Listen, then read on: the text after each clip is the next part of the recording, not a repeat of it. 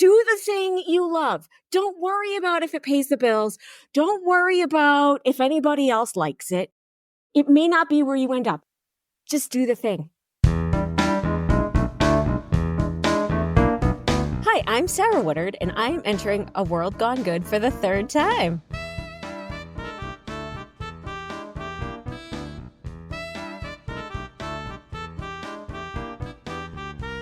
Well, hello, my name's Steve, and this is the place where we highlight everyday people making good happen each and every day. Welcome to World Gone Good. Have you been reading my cozy mysteries? There are two of them. Drowned Town is the first one, and Murder Unmasked is the sequel. They're super fun, super funny, if I do say so myself, and super mysterious in the best way possible. You can grab your copies in either digital format, which will download right to your device of choice, wherever you like to download, or perhaps you want a paperback if you like to have a physical book in hand. No judgments, no judgments. Drowned Town and Murder Unmasked are both available on Amazon and Barnes & Noble websites.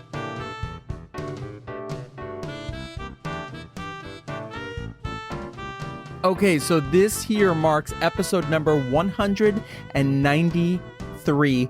I cannot believe it either. It feels like episode 192 was a week ago. Wait, it was a week. Okay, shut up. Thanksgiving is upon us. And as we hurtle ourselves toward our 200th episode, we give thanks to all the amazing guests we've had on here.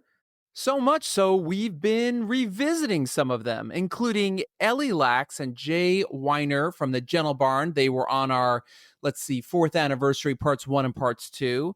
And then we revisited with other friends, including John Carrozza, Mary Edwards, and Jackie Pund, who all came back for Ghosts Gone Good. That's a fun one. It was our Halloween show.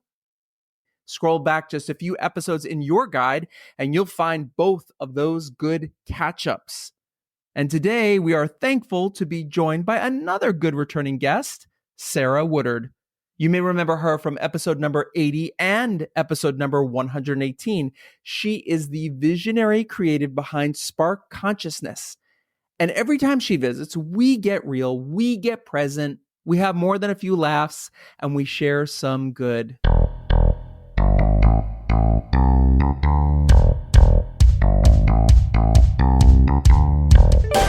Here comes Sarah Woodard, ready to prove third time's the good charm.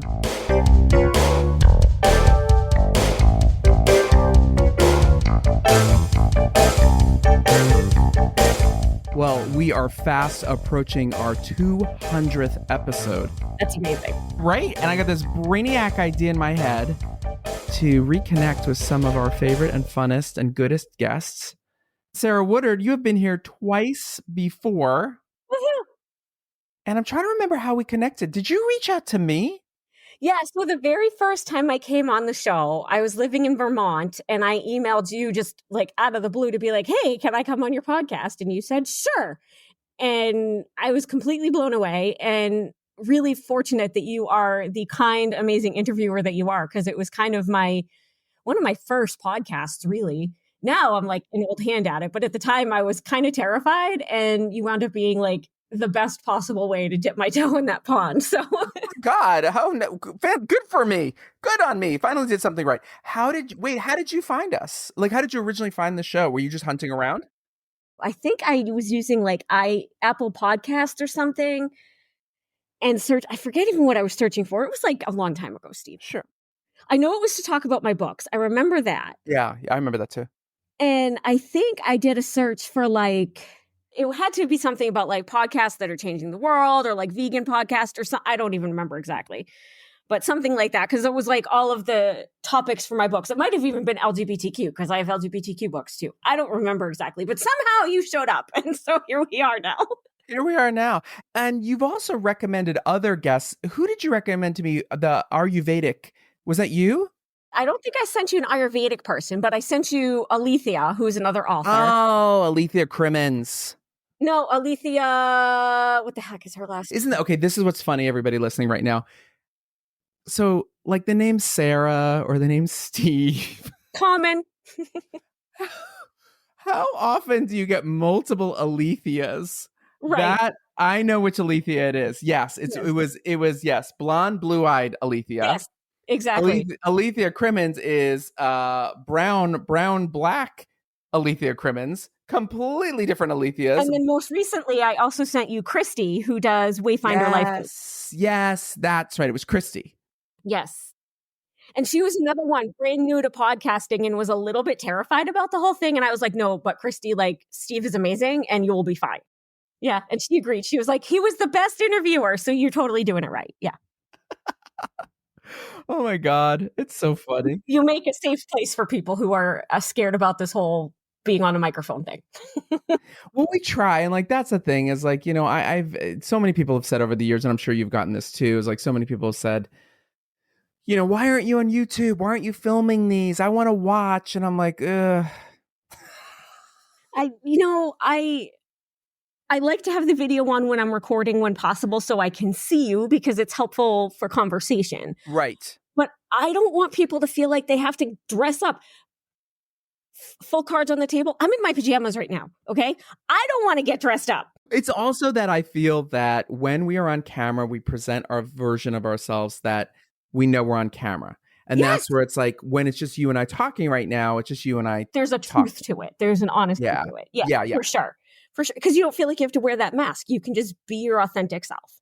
And yeah, like my podcast is on YouTube, but it's audio only. It's, you know, because they have that option now. So tell everybody the name of the podcast.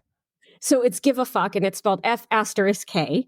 And you can also just search for Spark Consciousness, which is the business name, because I typed that in. I put it in as Give a Fuck, presented by Spark Consciousness. So you can search for either one, wherever you like to pod, and you'll find it. Steve's been on my show twice now. Well, when it comes out in December or November, it'll be twice, right? Or is it 3 times? I think twice. But we have a lot in common because it's not just the podcast. I mean, it is the podcasting, but we're also both self-published authors. Yes.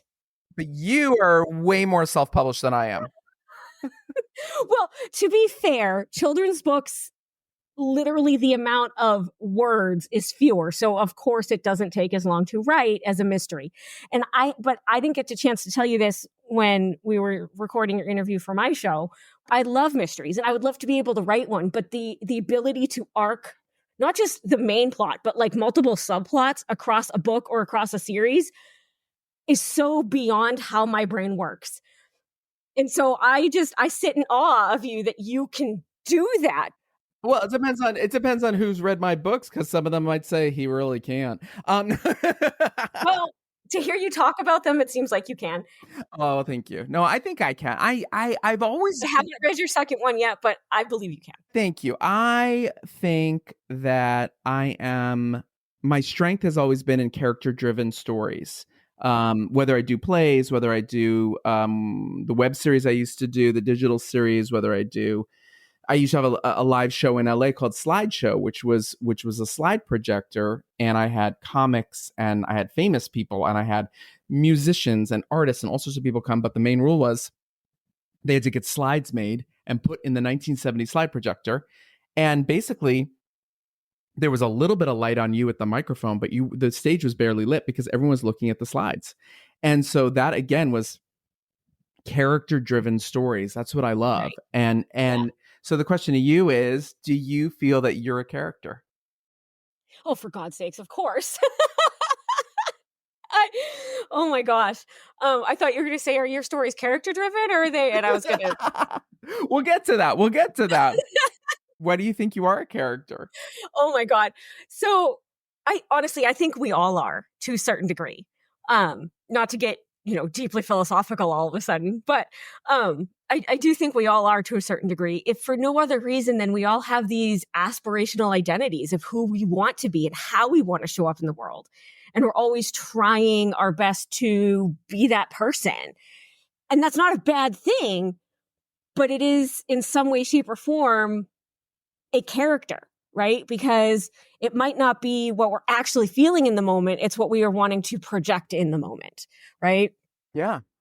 That's not to say that we're being dishonest. We may know, hey, I'm projecting something different from what I'm feeling right now. So you're still honest with yourself, but there's that's kind of what drives society forward, is the fact that we aren't always able to just say, you're a fucking asshole to the person who, flipped you off in the grocery store or whatever, right? Like, but there's also times when that's appropriate. And I have a funny story about when that is appropriate. That is not my story, but I'm going to share it because it's funny. And also, Steve, you'll love it because I just know you well. So my realtor, he is part of Keller Williams' Rainbow network of realtors, which is cool that even exists. And so he was out in like East Timbuktu, Gill, Massachusetts, and he stopped at like their little country store or whatever to get a beverage or something. And like across the street was one of those, we would call them a packy, like a really creepy package store. One you don't really want to go in, but that's where you go to get your alcohol because you don't have another choice. Okay. I've never heard that. Go ahead. I love it. Okay. It's a New England thing, I guess. But so this woman is like in the parking lot, and she sees his Keller Williams Rainbow Network shirt, and she says, "There's a special seat in hell for you." And without pausing to think, without pausing to consider the consequences or any of that, he just shouts back, "It's called a throne, bitch." Which is just so perfect. It's like the perfect response. And why did she yell that at him? Because she's a bitch. I mean, there's no other. So this is what I'm saying. Like, there's times when it's appropriate to respond in kind, and then there's times when it's not, right? That was the time when it was appropriate.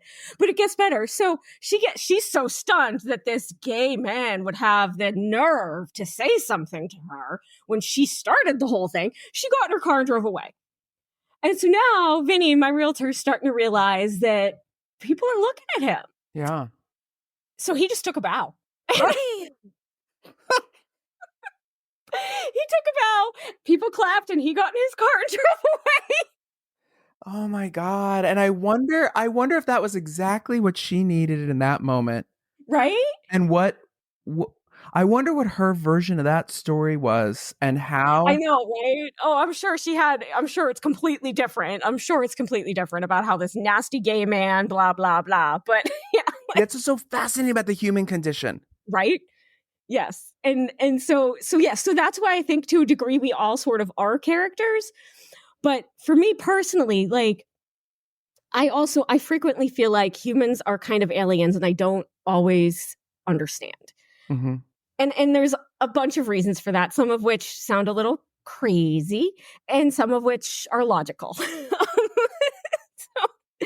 But that's part of it for me too, is like, I literally sometimes look at human beings and go, are we even like the same species? Because I don't get it. Like, so yeah. It is so strange, and we talk about this on here all the time because it's like a connection thing. And part of it is the connection got disrupted by Mark Zuckerberg, and the social media revolution changed how we communicate in general, how we present ourselves, how we respond to people, what we say, when we say it, how we feel when we see somebody having a better time than us, how we feel when we see somebody having a worse time than us. Right. And then also you add in the lockdown. Mm-hmm. And how it wasn't a gradual thing. It was a flip of a switch. And it so fascinated me watching the human condition of how some people found their own compassion. Some people found they didn't have compassion and didn't care. Uh-huh. And it just so fascinating. And then coming out of all of it. So it's like, I'd rather sit and do this with you, and hopefully whoever's listening right now is laughing or feeling or connecting, going, oh my God, yes. Oh my God, I was that person once. I yelled at somebody because, and it was my fault, or was it my fault in my version of my story, blah, blah, blah, blah. I'd rather do all that and have those connective devices in place, even if it does mean screaming at somebody and knocking them back into reality. I don't think I've ever done that. I don't think I ever have either. Family members are off the table. Yeah, like I'm not quick enough in the moment to like think of that response. Mm-hmm. But if I was, it's something I would do. Well, that's where the writing comes in great, doesn't it? Right. Yes. That's where the character writing comes in so nicely sometimes. Because like, yeah. That's what I would have said. That's what I would have said. Exactly. I just love that he was quick enough to come up with that. And brave. And brave. Because, as you said, an environment where he might not have been Completely comfortable or completely know the environment, and then be surrounded by people who a group of people might have had a very different reaction. They might have had a very different reaction to that. You never know. Yeah. Okay, so moving on, you are sparking consciousness on a regular basis, which is what we're talking about. And you continue to carve your own path. We talked to a lot of entrepreneurs on here. We talked to a lot of self-starters on here. What do you have to say where you are right now to anybody out there who's like, I want to do my art. I want to do my movie. I want to do my clay. What spark do you got to give them? Just do it. I am a big believer in following that instinct. It may not be where you stay. It may not be the way that you even wind up making your income. Like I've had to come to some really hard conversations with myself. Like through all these different entrepreneurial efforts, including Spark Consciousness, I want them to ultimately pay me the thriving income I know I deserve. But I've always had to have a day job. And for the past like 7-10 years, it's still been entrepreneurial, but it's been writing, and not even the writing that brings me joy, like children's books and stuff, but like really boring, like painful types of writing. And I realized just like the other day, I'm like, you know what? I can still have all the joy of Spark Consciousness and do all the things I love with that business and put out all of the things that bring me joy to put out as part of that business, and have a different day job. And then, of course, the voice of doubt starts up and goes, well, but Sarah, you haven't had a resume in like 10 years and how do you even capture your skills now? You're not marketable for a regular job. And I looked at voice of doubt and I went, you think so? I said, this is why there's people who write resumes professionally. You have a shit ton of skills you have learned as an entrepreneur trying to figure out how to present things and all of this stuff. You have a bazillion skills. You just need to find somebody who can help you put it together in a way that's going to get you an interview for a job that you will love and that will be fulfilling for you while you're still doing the other thing that you love with your businesses. So that's been a journey. I never thought I was going to want an office job again. And I definitely don't want to be in like an office 5 days a week, but I would love like a hybrid role, because I do, like you were saying, you're kind of like in it by yourself, right? Like you have your husband, which I get maybe is not, some days you maybe feel like, do I even exist for you? Like, I get it. I've been in relationships too. But still, there is another human in your life that you can rely on. I live alone. It's me and 3 cats. And I like it that way.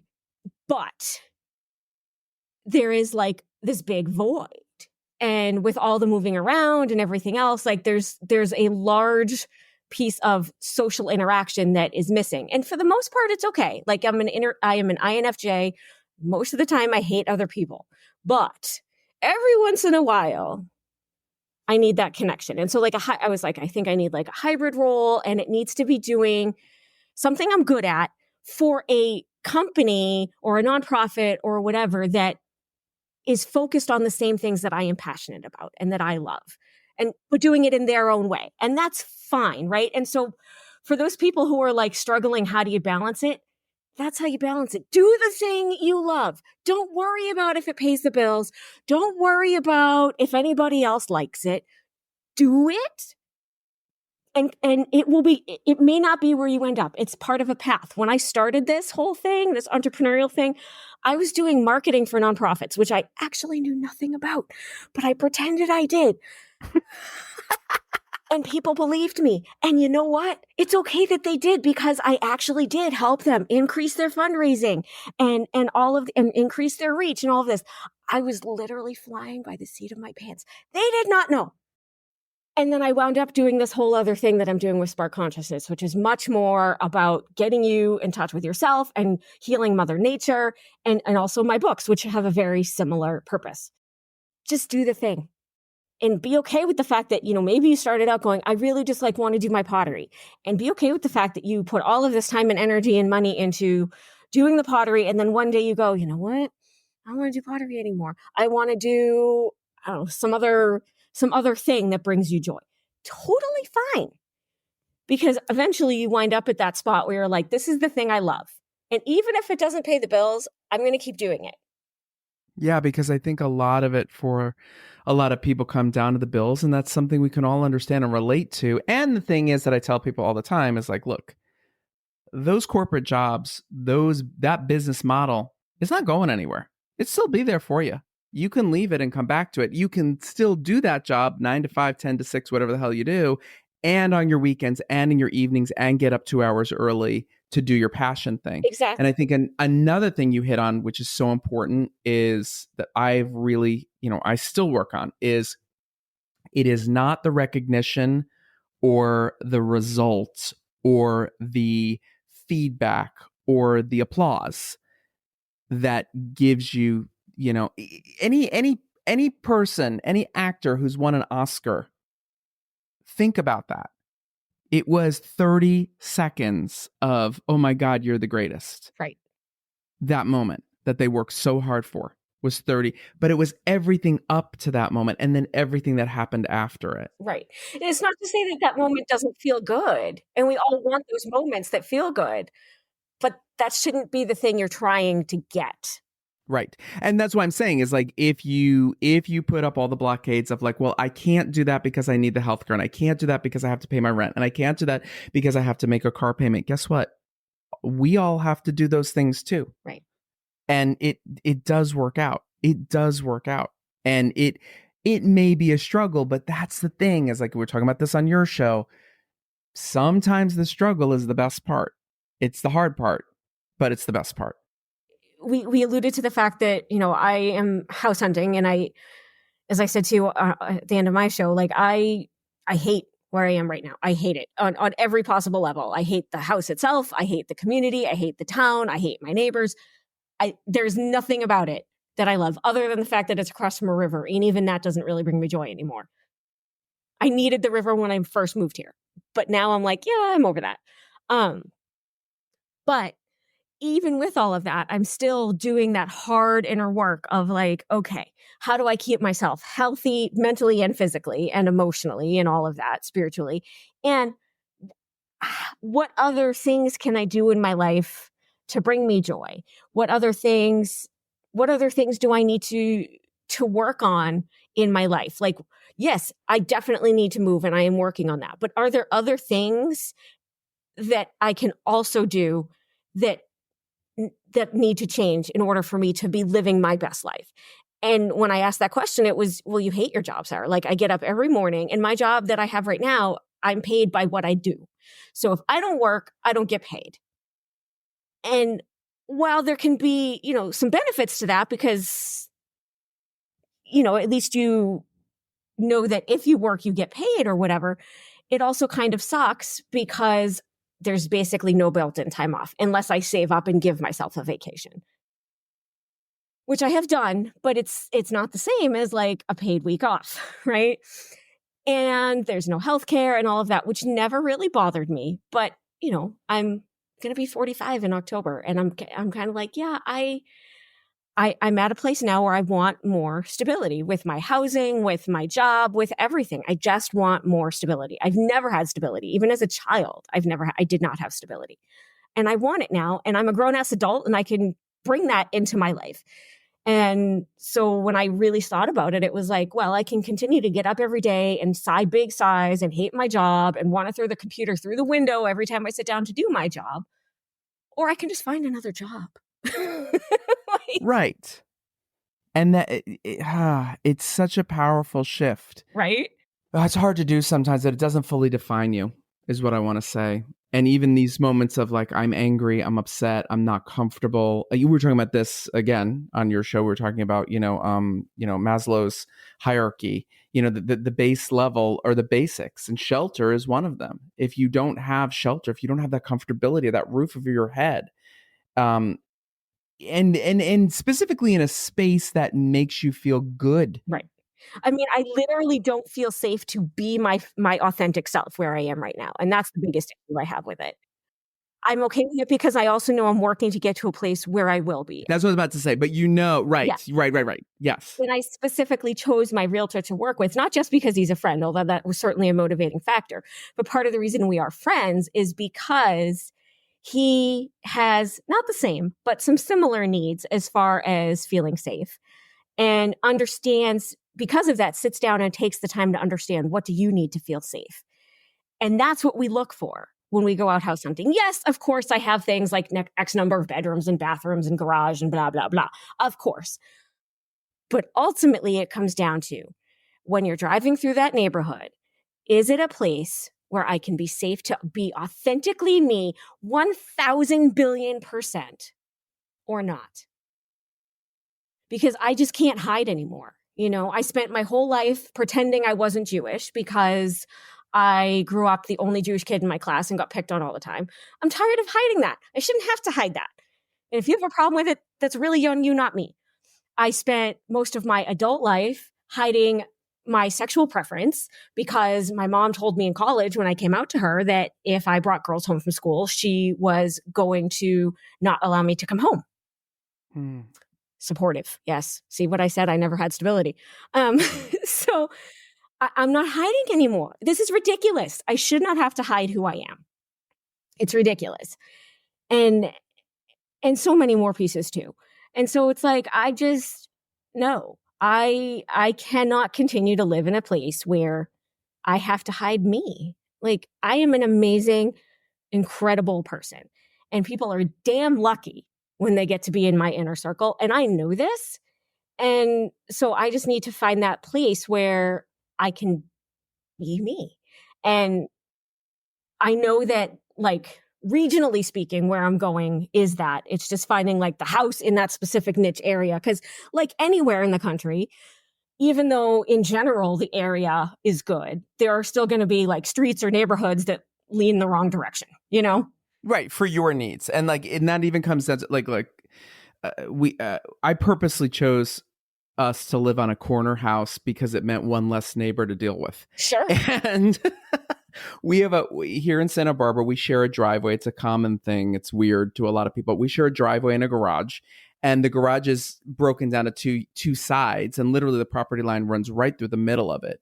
So the person next to it, so you can't really you could get like a tiny little smart car in, I think, that garage, but a normal size car is not getting in that garage. It's more of a storage garage. That's fine, whatever. But I luck out because I have that driveway separating me from the one neighbor who I love. She's 90 something years old. She's a doll.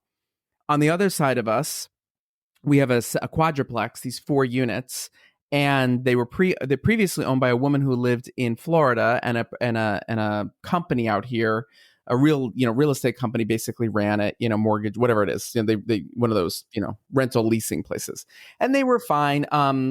They were fine to deal with. When issues came up, they usually took care of it. But we have a new person who moved in 4 years ago, and she's an absolute horror. She is an absolute horror. And I played really nice with her, and I played really small with her. And she twice dug over the property line and refused to fix that. I had to get the city involved. Oh, fun. And then fun times. And then we reached a point of, she did something that she said she wasn't going to do, and it pissed me off so badly. And she just sort of came by and told us what she was doing. And I just looked directly at her and I said, "Yeah, we're done." Yeah. And she went, "What?" And I said, "We're done." I go, "You can go home now." I go, "Don't come over here anymore." I go, "Anything else you want to do, please have a city representative here." And she went, "What?" And I said, "I'm done." I go, "You lie. You lie about everything. I'm done." "No, I don't. No, I don't." And she's, whatever. I said, "Yeah, you do. You lie constantly." I said, "Go away. Just go back to your house." And she went. And now it's funny because she did, she tried to bring over a peace offering with a card, and she wrote in the card, "I really would like us to be good neighbors again." And you were never a good neighbor, lady. Yeah. Right. So that's the first part. So it's like, I say all that because it's like, there's only so many things we can control, right? And we also have to be able to be ourselves. And myself was, I didn't scream at her, "You fucking bitch, get the fuck out of here." I didn't do any of that. I didn't hit her. I didn't throw anything at her. I just told her, "You can go home now. You can leave now. We're done." Yeah. And that's how I treated it. because it's like you're not somebody who we are meant to be friends. You're just the person who lives next door, and you're not a very nice person who lives next door. Right. And Right. But at the same time, like your neighborhood has a vibe, right? yes. And yes, like the individual neighbors may change or whatever, but there's still like a vibe. Yeah. And so, yeah, that's kind of what we're, one of the major things I'm paying attention to is like, what's that vibe, right? Right. And maybe it's a vibe you're not expecting that anyone listening to this can relate to, that you move into and it becomes your vibe.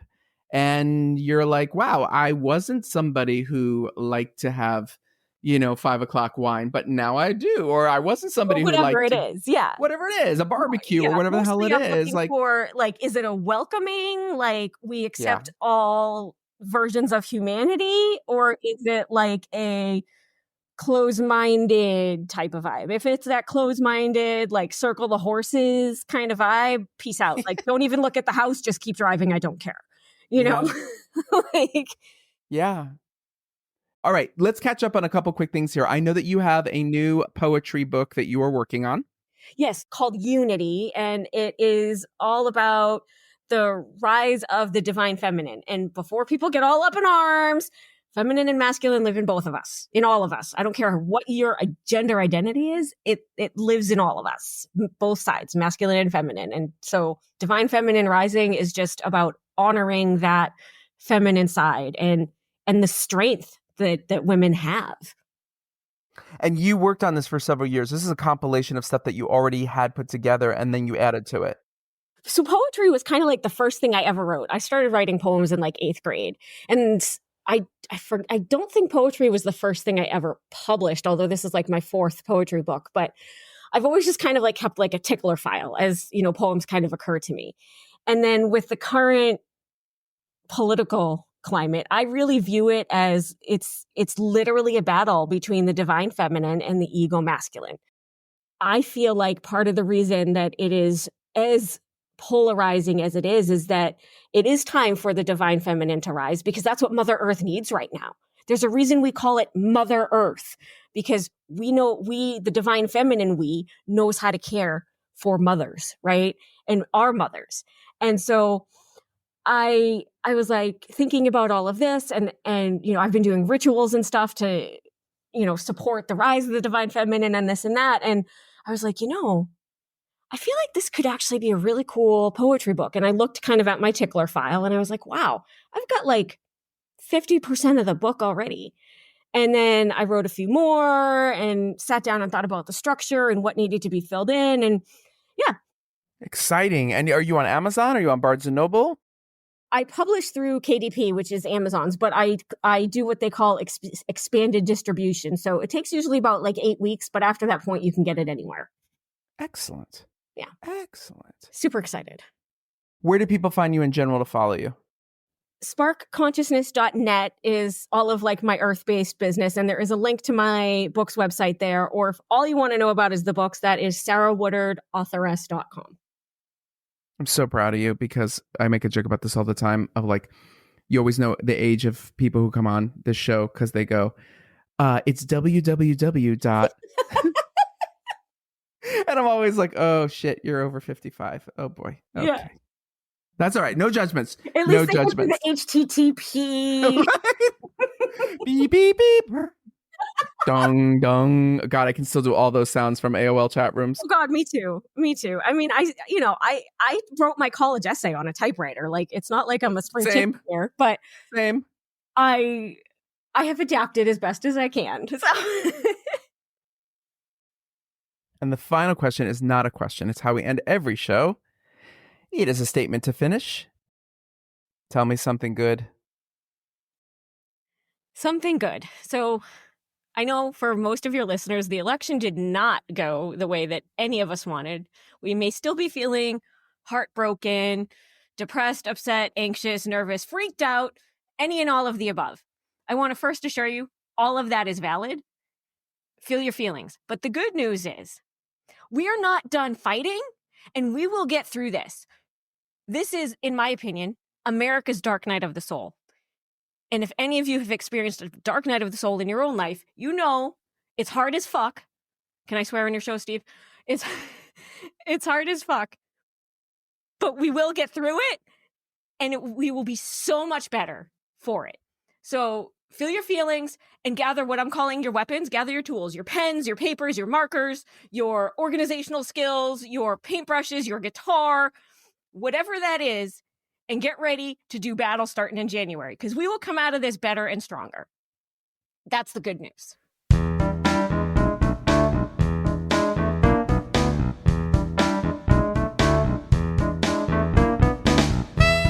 Thank you, Sarah, for once again returning to share more of your good truth.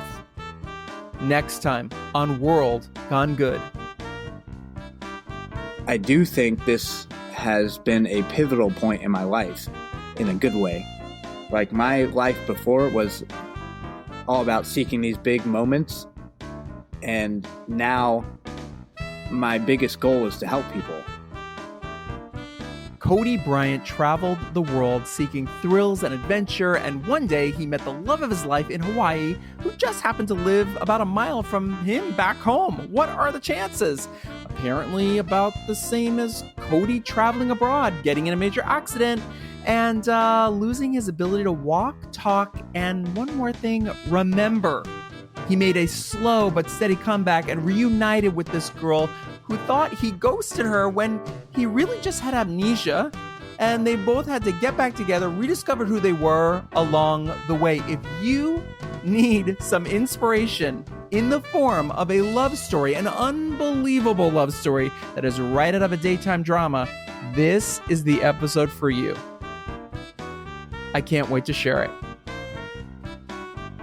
Until then, be good.